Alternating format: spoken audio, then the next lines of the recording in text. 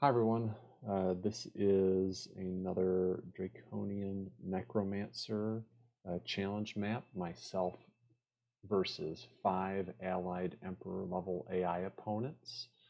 In this brief video, I'm going to describe the setup that I will be using and communicate the difficulty that will create for me as a player. With this, I'm going to do something a bit different. I'm going to sit in my base for the first 20 turns and do nothing except have my army stay in my base. So I will accrue a tiny bit of research over those 20 turns because I can't do anything about that. If a roaming army attacks my city, I will of course defend against that, but I will not move any of my units beyond the immediate hexes around my city. So I will just sit there and allow the 5 AI opponents to gather speed and experience and muster their forces and take over the map before I allow myself to start roaming out and leveling up and being prepared to do battle with them. So that is the key challenge for this video series, is that I'm going to do nothing for 20 turns so they can be 20 turns ahead to see if I can still pull out the victory against them. So it's a random map, Emperor level difficulty for the AIs. It's going to be a large map size, larger maps, stronger AI generally that can snowball. The map type is land because AI has an easier time of navigating land maps, and there are more choke points that I would have to try and cover, making it harder for me against multiple opponents. Surface and underground will be enabled to, again, make it harder to control choke points. So 6 total players, myself and 5 Emperor AI. Starting units are going to be weak, which increases the challenge for myself as a human player because I have a crappy starting army that I have to work with. Starting distance for the AI is far, to allow them more time to snowball before I can get to them and counter what they're doing. Roaming units, AI have trouble when there's a lot of roaming monsters, so we set it to few. Cities will do many cities to allow the AI to capture many independent cities to help snowball and gather up strength, since they'll benefit from being able to capture all of those. Treasures and treasure structures will be few to make it harder for me as a human player. All heroes have resurgent will be set to never.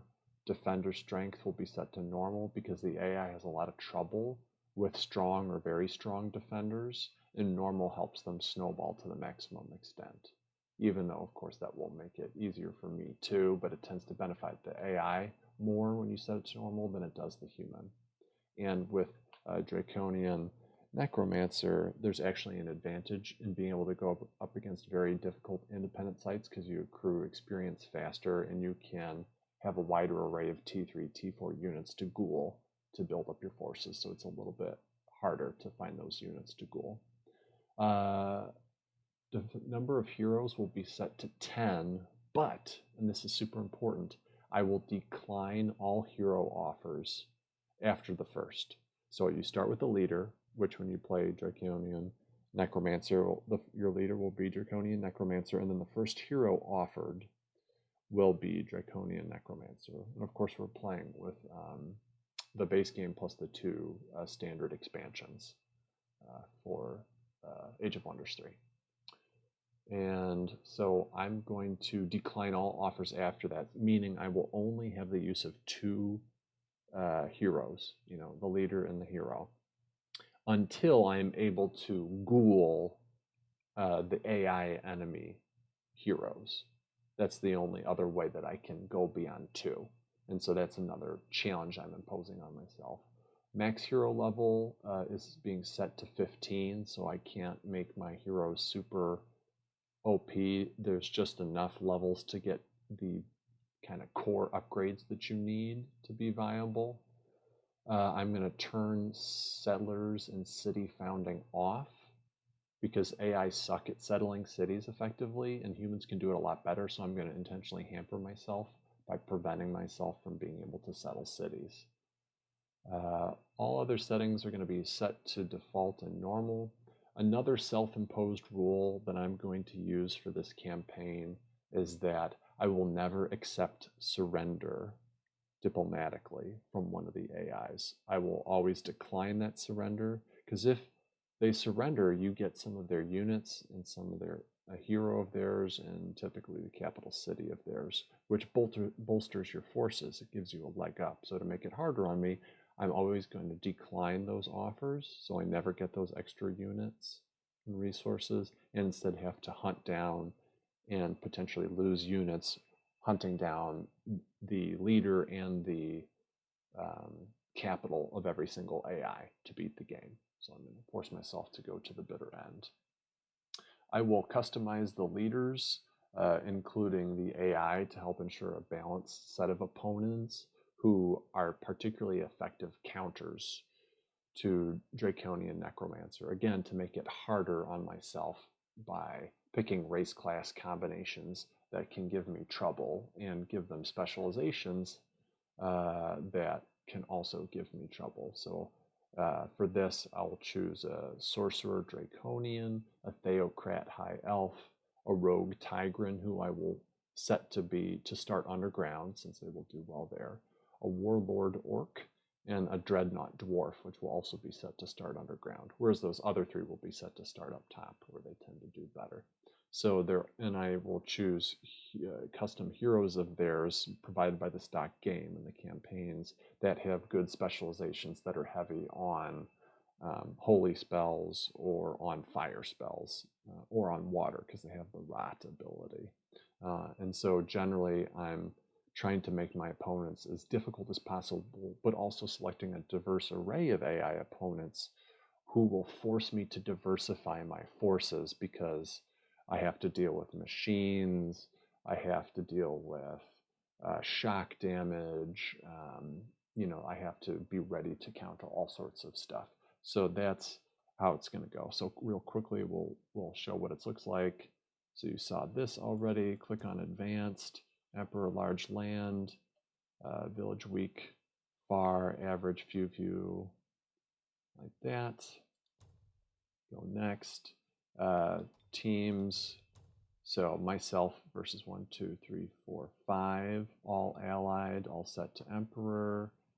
Classic turns, so you can't, cheese stuff if you do simultaneous turns. So we're gonna keep it classic.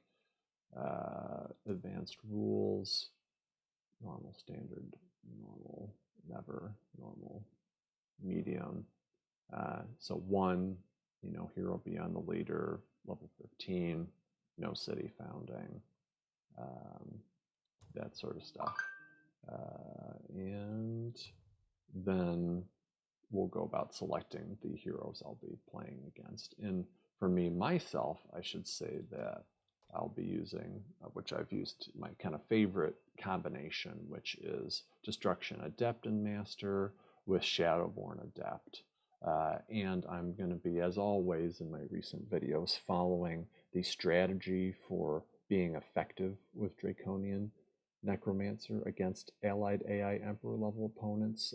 That's laid out in my Steam guide, which if you look at the video description below, I will provide a link to that Steam guide where I go over in meticulous detail all of the principles I follow to just absolutely wreck and consistently wreck AI opponents in this fashion with this hero, with this race and class combination. Which I really have fun playing and think is a really strong combination for a Necromancer. So that is all you need to know about the setup for this match. So once I boot into turn 1, I'll record videos every few turns, and I'll record them at the end of the turn to recap the highlights, because rather than having you sit through as I hem and haw about battle decisions and movement stuff, because I can be kind of a perfectionist, it can take me a while. I will recap at the end of each turn so you can get the good stuff, the juicy stuff. I'll talk about hero movement, I'll talk about army movement, we'll replay all the interesting battles that happened. We'll make time and replay those so you can see what I did and how it played out and how I ghouled units. I'll go over item strategy, and forging and city management, and I'll cover the important stuff so that you can get a sense of my decision making throughout the campaign. And we'll see if I win this, because it's my biggest challenge yet. And sitting on my hands for 20 turns doing nothing is going to make me really scared about what kind of opposing force is going to come my way from the enemy AI when they have 20 turns to get ahead. But the next video will be, I guess I'll record my progress of that procrastination over that 20 turns, and then the action will heat up. So see you in the next video.